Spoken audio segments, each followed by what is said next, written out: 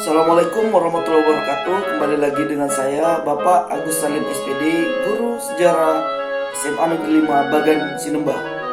Ya, kali ini kita akan membahas materi sejarah peminatan untuk kelas 11, yaitu dampak imperialisme dan kolonialisme di bidang sosial budaya. Kedatangan kolonial memperburuk sosial budaya di Indonesia. Adanya Belanda membuat kita terbiasa hidup dalam kotak-kotak masyarakat. Mereka dengan sengaja membuat kasta antar golongan. Bagi mereka, bangsa Eropa adalah bangsa yang tertinggi, disusul Asia Timur Jauh, dan kasta terendah adalah kaum pribumi. Tidak hanya itu, penindasan dan pemerasan secara kejam juga terjadi. Upacara adat di istana-istana kerajaan dihilangkan. Mereka menggantinya dengan tradisi pemerintahan Belanda. Terjadinya penindasan dan pemerasan secara kejam, tradisi yang dimiliki oleh bangsa Indonesia seperti upacara dan tata cara yang berlaku dalam lingkungan istana menjadi sangat sederhana, bahkan cenderung dihilangkan.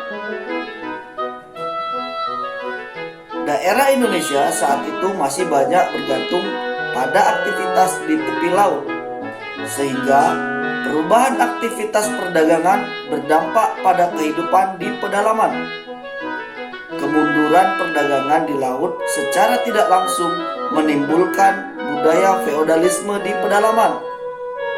Di bawah prinsip feodalisme, rakyat pribumi dipaksa untuk tunduk dan patuh pada tuan tanah dari barat maupun timur asing. Kebiasaan pemerintah kolonial menggunakan bahasa Belanda di sisi lain membawa pengaruh tersendiri. Sedikit banyak kita punya bahasa serapan yang berasal dari bahasa Belanda.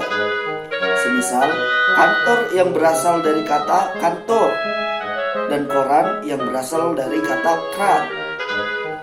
Pengaruh lain dari Belanda adalah pada karya sastra kita. Belanda yang memperkenalkan surat kabar pada tahun 1659 tentu membantu dalam penyebaran informasi. Bahkan penyebaran Katolik dan Protestan juga dapat ditemui dari koran. Adapun surat kabar yang dikeluarkan oleh Belanda untuk Indonesia sebagai berikut. Pada tahun 1659, surat kabar pertama bernama Batavia's Courant. Berikutnya 1839 berdiri percetakan Cheever and Company, sehingga agama Kristen mulai tersebar. Akhir abad ke-19, bangsa Eropa dan Tionghoa ikut dalam perkembangan bahasa dan sastra. Awal abad ke-20, Kusumo Utoyo, Ahmad Jayadiningrat, Kusumo Rido, Raden Mas Sutomo, dan Tirto Kusumo menuangkan ide nasionalisme lewat percetakan. Demikianlah penjelasan singkat tentang materi dampak imperialisme dan kolonialisme di bidang sosial budaya. Semoga bermanfaat.